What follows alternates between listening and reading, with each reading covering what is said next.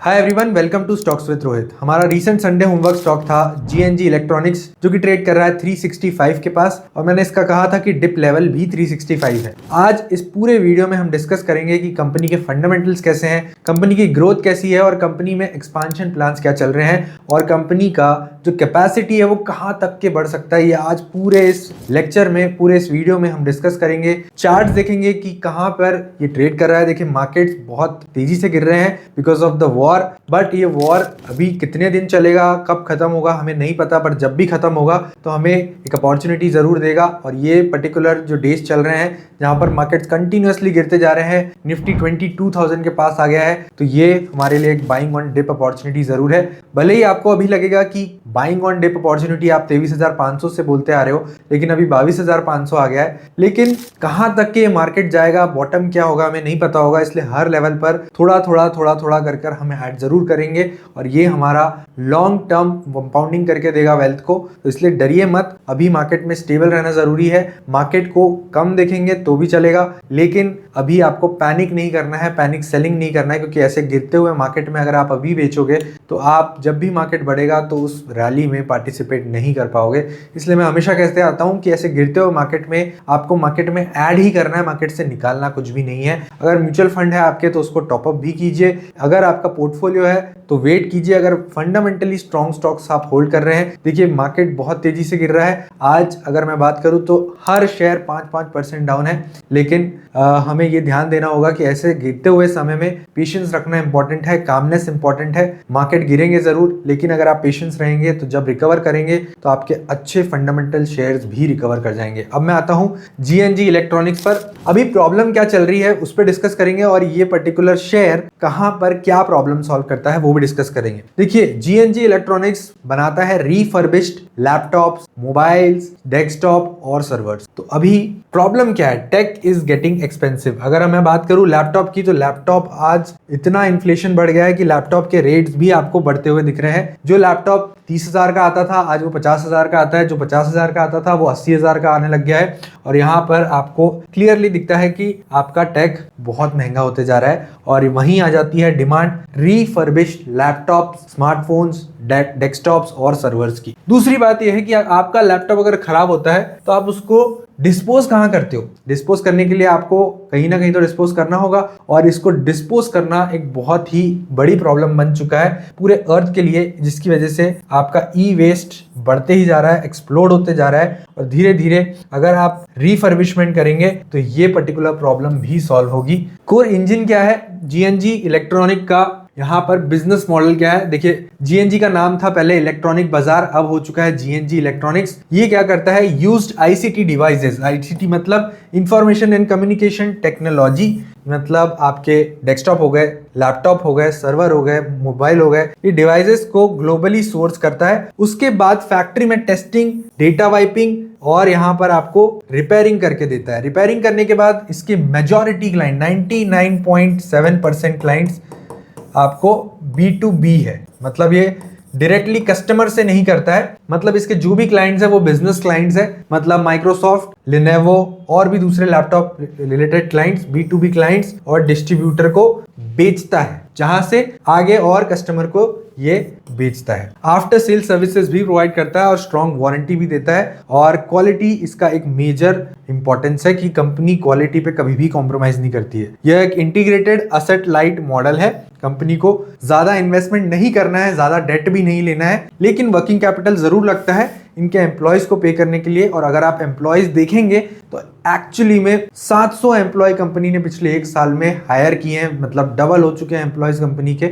ऐसे गिरते हुए मार्केट में ये ग्रोथ वाली कंपनी बहुत बढ़िया बेट लगती है। अगर मार्केट गिरते भी है और ये कंपनी भी गिरती है तो यहाँ पर भी आपके लिए अपॉर्चुनिटी जरूर लेके आएगी। अभी आपका डाउट क्या हो सकता है, पुराना मतलब खराब क्वालिटी का? नहीं, बिल्कुल ऐसा नहीं है। ट्रेडिशनल यूज्ड पीसी जो रहते हैं वो कैसे होते हैं वो पहले डिस्कस कर लेते हैं। हैं एज इज, जैसे कि वैसे आपको प्राइस चीप मिलता है और बट रिस्की होते हैं, टेस्टिंग कुछ होती नहीं है और कोई गारंटी भी नहीं होती है। GNG रिफर्बिश्ड पीसी में क्या होता है, ये एज गुड एज न्यू होते हैं, मतलब aesthetic and functional. 1/3 of the price of new laptop. अगर नया लैपटॉप 50,000 का आ रहा है तो ये 1/3 प्राइस में आपको ये दे देगा, मतलब 16-17 हजार रुपए में, which is a big positive. यहाँ पे आपके लिए B2B में ये एक पॉइंट बहुत इंपॉर्टेंट है कि आपको इसको चीप प्रोवाइड करना है सामने, मतलब अगर आप चीप प्रोवाइड करोगे तभी ये B2C थोड़ा और मार्जिन के साथ कस्टमर को बेच पाएंगे, जहां पर कस्टमर को भी ये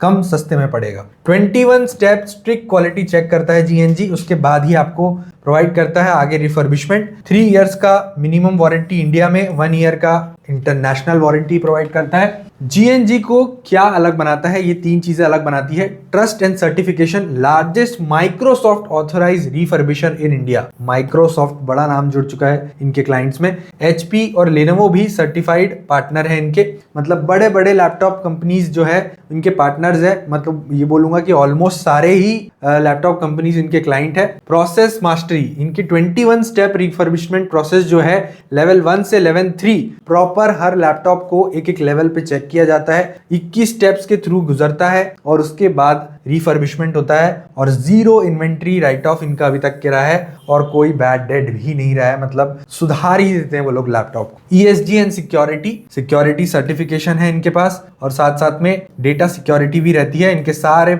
सर्टिफिकेशन इन्होंने लेके रखा हुआ है और ये 3 चीजें GNG को अलग बनाती है। अगर रेवेन्यू इंजन की बात करूं कि पैसा कहां से आता है, रिफर्बिश्ड लैपटॉप से इनका 83% का पैसा सेल्स आता है और desktop, server, tablet, mobile and work station से 17%, मतलब मेजरली लैपटॉप का काम ज्यादा है। और आप देख रहे हैं जैसे ही AI बढ़ते जा रहा है, लैपटॉप की इंपॉर्टेंस कितनी होती जा रही है और टेक की इंपॉर्टेंस जितनी जितनी बढ़ेगी उतना ही GNG का भी यहाँ पर आपको प्रोडक्शन बढ़ते हुए दिखेगा। मार्केट फोकस B2B फोकस ज्यादा है, रिटेल B2C पर नहीं बल्कि बड़ी कंपनीज और डिस्ट्रीब्यूटर पर फोकस है। अगर B2C पर फोकस करते हैं तो कंपनी का यहाँ पर फोकस बदल जाएगा और इंपॉर्टेंट है यहाँ पर आपको EBITDA मार्जिन ज्यादा मिल सकता है, पैट मार्जिन ज्यादा मिल सकता है, लेकिन कंपनी की स्ट्रैटेजी पूरी बदलनी पड़ेगी कंपनी को। इसलिए अभी कंपनी का फोकस B2B पर ही बना हुआ है, B2C नहीं है। और यही रीजन है कि कंपनी अभी जितनी भी बड़ी क्लाइंट्स है, माइक्रोसॉफ्ट, HP, लिनोवो, इन पर ज्यादा फोकस करके रखे हुए हैं। फाइनेंशियल स्नैपशॉट हम screener.in पर जाके जरूर देखेंगे, बट यहाँ पर देख लेते हैं। 487 करोड़ का रेवेन्यू, मतलब ईयर ऑन ईयर 40% का अपसाइड मिला हुआ है Q3 में, 40% अपसाइड हुआ है सेल्स। इसीलिए एम्प्लॉइज भी आप देखोगे तो 700 एम्प्लॉइज बढ़ाए हैं लास्ट ईयर के हिसाब से। वॉल्यूम 1,86,000 यूनिट को यहाँ पर इन्होंने रिफर्बिश किया है और लैपटॉप ने उसमें से डोमिनेट किया है। और प्रीमियम प्राइसिंग मतलब ASP इनका है 28,800, मतलब एक लैपटॉप ऑलमोस्ट 28,800, बहुत ही नॉर्मल रेंज में आता है जो एक नॉर्मल मिडिल क्लास पर्सन इसे अफोर्ड कर सकता है। प्रॉफिटेबिलिटी लीप देखते हैं, EBITDA मार्जिन 11.2% का है और यहाँ पे जो पैट मार्जिन है वो 8% का है, मतलब अच्छा खासा है। इतना रेवेन्यू जंप होने के बाद पैट मार्जिन 8% पे बैठा हुआ है तो एक वेल एस्टैब्लिश्ड बिजनेस है। और margins have doubled year on year, पिछले साल ये आधे थे, अब डबल हो चुके हैं। तो जैसे जैसे यहाँ पे इनका वॉल्यूम बढ़ते जाएगा, जैसे जैसे यहाँ पे इनका रेवेन्यू बढ़ते जाएगा, आपको दिखते जाएगा इकोनॉमीज ऑफ स्केल, जिसकी वजह से इनका मार्जिन इंक्रीज होगा। ग्लोबल फुटप्रिंट, अभी ये सिर्फ इंडिया में नहीं काम करते हैं, ऑलमोस्ट वर्ल्ड में 45 कंट्रीज में काम करते हैं। और सबसे मेजर इनका बैठा हुआ है जो फैसिलिटी है वो UAE में है, शारजा फ्री जोन में, जहां पर इनको टैक्सेस 0 लगते हैं। 8 फैसिलिटीज हैं इनकी और हैंडल्स 56% ऑफ द रेवेन्यू। मतलब अगर मैं ऐसे कहूं तो मिडिल ईस्ट में इनका 56% रेवेन्यू आता है और अभी ऑनगोइंग वार मिडिल ईस्ट में ही चल रहा है, बट इनको इतना रिस्क नहीं आएगा क्योंकि इनकी जो फैसिलिटीज है वो UAE में है, जो कि ऑलमोस्ट थोड़ा सेफ कहा जाएगा। और यहाँ पे नॉर्मल पब्लिक को टारगेट नहीं किया जा रहा है, इसलिए जो एरिया में इनके फैसिलिटीज है वहां पर अभी भी सेफ है। अनटिल एंड अनलेस वॉर इतना ही हार्श हो जाए कि नॉर्मल पब्लिक पे आ जाए, तब तक के इनका ये पर्टिकुलर चीज सेफ है और यहाँ पर टैक्स बेनिफिट इनको बहुत बड़ा मिलता है। इंडिया में नवी मुंबई में इनका 25,600 स्क्वायर फीट का ISO सर्टिफाइड फैसिलिटी है, जहां से 24% रेवेन्यू आता है। USO में लगभग 17% रेवेन्यू आता है और भी बहुत सारी फैसिलिटीज है, ऑलमोस्ट 45 कंट्रीज कंट्रीज में इनने ग्लोबल फुटप्रिंट को बढ़ा लिया है, जो कि पिछले साल 35 कंट्रीज था और 10 कंट्रीज और बढ़ा दी है और 194 कंट्रीज है ओवरऑल। तो आप देख लीजिए रूम फॉर एक्सपांशन कितना ज़्यादा है। और ये जितनी भी फैसिलिटीज़ है यहाँ पे अगर मैं देखूँ 58,000 स्क्वायर फीट स्पेस है इनका और सिर्फ यूटिलाइजेशन अभी 33% है। मतलब ये जितना कर सकते हैं उसका अभी सिर्फ 33% कर रहे हैं। और आप देख सकते हैं इसलिए ह्यूज रूम फॉर एक्सपांशन, मतलब एक्सपांशन अभी भी बैठे बैठे इनको अगर ऑर्डर मिलते हैं तो अभी भी बैठे बैठे ये लोग बहुत कर सकते हैं। The massive B2B ecosystem 97% B2B 4745 touch points है और ये टच पॉइंट्स बहुत बड़े हैं पिछले एक साल में। हम ये नंबर को भी चेक करेंगे। सेल्स जो है HP, Lenovo, Microsoft, Vijay sales, buyback, sales, buyers, IT sellers, IT resellers, systems integrators and retailers. आपको ये पर्टिकुलर प्रोक्योरमेंट ये यहाँ से पर्टिकुलरली प्रोक्योर करते हैं और उसके बाद repeat business is consistently increasing across 44 countries. मतलब एक बार किसी ने इनके साथ बिजनेस कर लिया तो इनका रिपीट कस्टमर बहुत हाई है और एट्रीशन बहुत कम है। Recent power moves the market shift. The partnership secured with the world's largest tech distributor and India's second and fifth distributor. Crucial context: this distributor previously dealt in new PCs only, now moving to refurbished. बड़ी बात है यह है कि जो distributor पहले सिर्फ new PCs बेचते थे वो अब रिफर्बिश मार्केट में भी आ रहे हैं। और आप देखोगे कि अमेजोन पे भी आपको रिफर्बिश लैपटॉप मिलेंगे, रिफर्बिश आईफोन्स मिलेंगे और रिफर्बिश की जो कंडीशन रहती है वो एज गुड न्यू ही रहती है। बट ये मार्केट बढ़ रहा जरूर है और जिस हिसाब से लोग प्रिफर कर रहे हैं रिफर्बिश्ड चीजें जो कि कम दामों में इन्हें मिल रही है, तो आप देख सकते हैं कि अभी ये जो बड़ी कंपनीज है जो न्यू पीसीज में डील करती थी वो भी अब रिफर्बिश्ड बेचना चालू कर दिया है, बिकॉज उनका भी रेवेन्यू वहां से बढ़ रहा है और डिमांड अगर उस चीज की है तो डेफिनेटली काम उस चीज में बढ़ेगा ही बढ़ेगा। Why refurbished is exploding now, ये पर्टिकुलरली क्यों हो रहा है? पहला रीजन है द टेक स्क्वीज। AI की वजह से AI driven memory shortages, memory prices +270+ % हो चुका है। आप देखोगे कहीं पे भी आपको स्टोरेज चाहिए, मेमोरी चाहिए, आपको बहुत महंगा मिल रहा है अभी। न्यू पीसीज +20% मोर एक्सपेंसिव, यहाँ पर एक्सपेंसिव हो चुके हैं न्यू पीसीज, प्लस उस पर टैक्सेस भी और लगते हैं, तो ये और बहुत दिक्कत हो चुकी है इस पर्टिकुलर स्पेस में। And new PC shipment expected -9% इन 2026, मतलब नए पीसीज की जो ग्रोथ है वो 9% से कम होने वाली है in 2026। Trend 2 market boom, global refurb market growing to 335 billion, 10% CAGR से बढ़ेगा। और इंडियन का जो रिफर्बिश मार्केट है वो 16% CAGR से बढ़ेगा। इंडियन में जो पॉपुलेशन है मिडिल क्लास और लोअर मिडिल क्लास ज्यादा है, तो यहाँ पर आपको 16% CAGR से ग्रोथ देखने को मिल सकती है इन रिफर्बिश्ड स्पेस। फ्यूचर स्ट्रैटेजी क्या है इनके? फाइनेंशियल्स ऑलमोस्ट 30% से 28% से 30% की ग्रोथ दिखाएंगे। रेवेन्यू जो कि एक बहुत ही बढ़िया रेवेन्यू गाइडेंस है। प्रॉफिटेबिलिटी जो है यहाँ पे आपको जंप दिखेगा 150 to 200 BPS पॉइंट्स का इनके मार्जिन में, जैसे जैसे इनका एक्सपांशन होगा, global expansion. Entering new markets Europe and south Africa, target capacity 120K+ units per month. मतलब एक क्वार्टर में इनने जब 186K किया था, अभी इनका टारगेट 120K पर मंथ हो गया है, मतलब ऑलमोस्ट ये पहुंच जाएगा 360K। Strategic levers: leveraging AI demand, capitalizing on EU and UN sustainability mandates. Honest assessment, ये जो आपके लिए मैंने असेसमेंट किया था, वर्किंग कैपिटल इंटेंसिटी जरूर है यहाँ पे। Business require high working capital और ये एक नेगेटिव पॉइंट है इस बिजनेस का।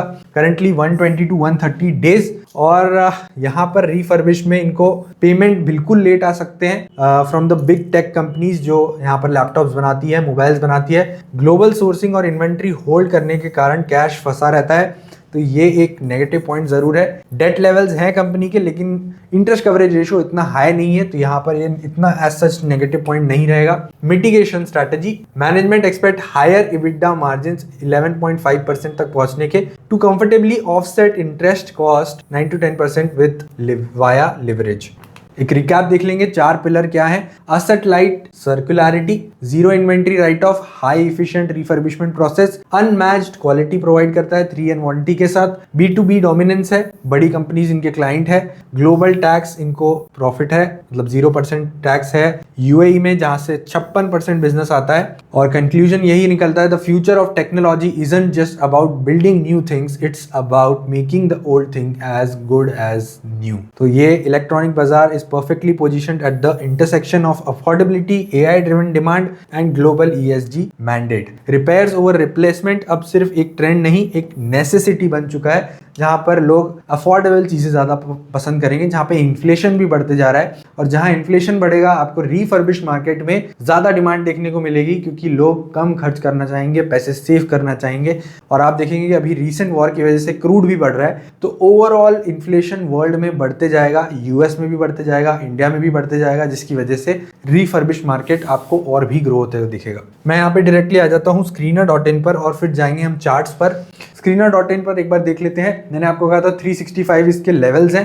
364 का आज हमें लो दिखाया है इसने, और एग्जैक्ट 364 से 373 पर आ चुका है, मतलब जंप तो लगा दिया है, लेवल्स आ चुके हैं। 340 का मेरा नेक्स्ट लेवल है, हम चार्ट्स पर इसको डिस्कस करेंगे, लेकिन अभी कुछ नंबर्स देख लेते हैं। कंपनी यहाँ अंडर वैल्यूड है, 0.81 का पीईजी रेशो है, ROC भी अच्छा है, ROE भी अच्छा है, प्रॉफिट ग्रोथ भी 32% का है, और प्रमोटर ऑलमोस्ट 79% होल्ड करते हैं। 402 का इसका ऑल टाइम हाई, जिसके ऊपर ब्रेकआउट भी बैठा हुआ है। कंसोलिडेट प्रॉपर कर रहा है, वॉर इफेक्ट नहीं कर रहा है कंपनी को उतना जितना करना चाहिए। 111% का प्रॉफिटेबिलिटी ग्रोथ है CAGR ओवर लास्ट 5 ईयर्स, और इसके जो डेटर डेज है वो भी इंप्रूव हो रहे हैं। मतलब यहाँ पे अगर ये पर्टिकुलर पॉइंट पॉजिटिव है तो उसका वर्किंग कैपिटल डेज भी आपको इंप्रूव होते हुए दिखेगा।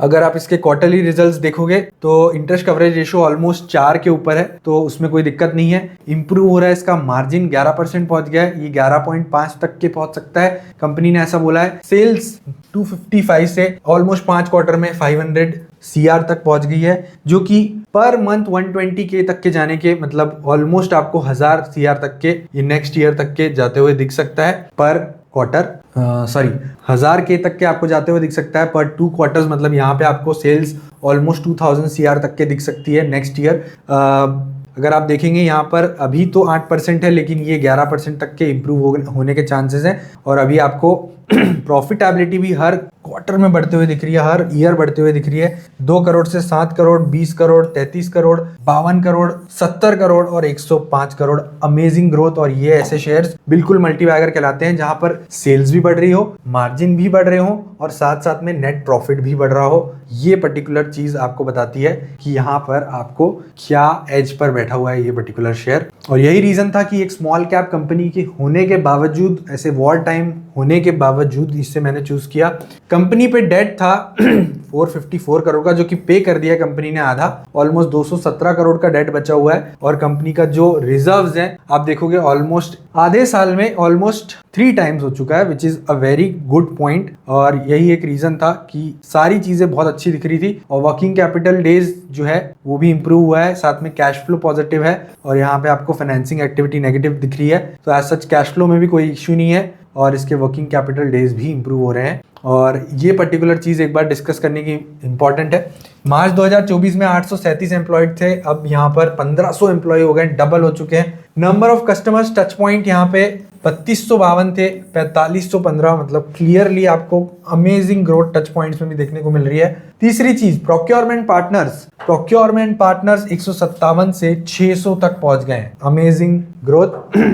नंबर ऑफ रिफर्बिशमेंट फैसिलिटीज पहले 2 थी, फिर 3 हुई, फिर 5 हुई, अभी इनकी फैसिलिटीज पहुंच चुकी है 12 पर। 8 फैसिलिटी तो UAE में है, एक इंडिया में है, एक USA में है, और भी बाकी 3 फैसिलिटीज इनकी यहाँ पे दूसरी कंट्रीज में है। वॉल्यूम ऑफ डिवाइसेस रिफर्बिश्ड यहाँ पे 3,70,000 है, लेकिन अब एक क्वार्टर में ही इनका 1,86,000 हो चुका है, तो आप सोच लीजिए कि ये कहाँ तक के पहुंच सकते हैं। नंबर ऑफ कंट्रीज में प्रेजेंस 45 हो चुका है, 42 गलत नंबर है, अभी बढ़ चुका है। और इनका रिफर्बिशमेंट कैपेसिटी 1,20,000 हो चुका है, अभी ये 1,20,000 से यूनिट्स पर मंथ अब बन चुका है। लेकिन अब ये एक्चुअल में यहाँ पर ये पर्टिकुलर चीज को जितनी कैपेसिटी है उससे अब ये रिफर्बिश कर भी सकते हैं, तो हर महीने 1,20,000 मतलब 3 महीनों में 3,60,000 के रेशो से यहाँ पर आपको लैपटॉप रिफर्बिश होते दिखेंगे। आपको यहाँ पर एज सच प्रमोटर में कोई दिक्कत नहीं है, FII तो पूरा इंडियन मार्केट बेच ही रहा है, तो आपको ये शेयर भी बेचते हुए दिखेगा। DII का इंटैक्ट है, पब्लिक का भी एज सच कुछ इशू नहीं है।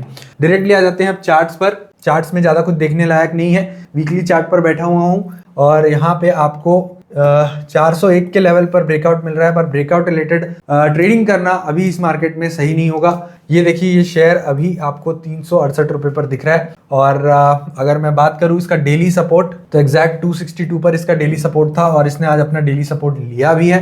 कहीं से कहीं कंडीशन में 340 तक के पहुंच सकता है। 340 मेरा नेक्स्ट डिप लेवल रहेगा, 317 मेरा नेक्स्ट डिप लेवल रहेगा। और यहाँ पर स्टॉप लॉस अगर मैं देखूं तो स्टॉप लॉस मेरा 310 का मैं लगाऊंगा जरूर। और मंथली चार्ट्स में भी आपको प्रॉपर कंसोलिडेशन देखने को मिल रहा है, और जैसे ही ये पर्टिकुलर लेवल टूटेंगे आपको एक अच्छा अपमूव देखने को मिल सकता है, which can be anywhere between the targets can be anywhere between 480 to 510 because share ने डिप भी अच्छा दिखाया था। तो ये जितना विड्थ है आपको उतना विड्थ यहाँ पर भी आपको देखने को मिल सकता है। सो मेरे टारगेट्स हैं 480, 510। डिप लेवल्स मैंने आपको बता दिए। अगर मार्केट और भी गिरता जाता है, कंटिन्यूसली वॉर चलता जाता है, लोगों पर यहाँ पर मिसाइल स्ट्राइक्स होने लग जाती है, तो और वर्स्ट कंडीशन पे जा सकता है मार्केट। वहाँ पर मैंने आपको डिप लेवल्स भी बताए हैं, और यही एक रीज़न है कि यहाँ पर मुझे कुछ भी नेगेटिव नहीं दिख रहा है except a simple point of working capital which is also improving for this company.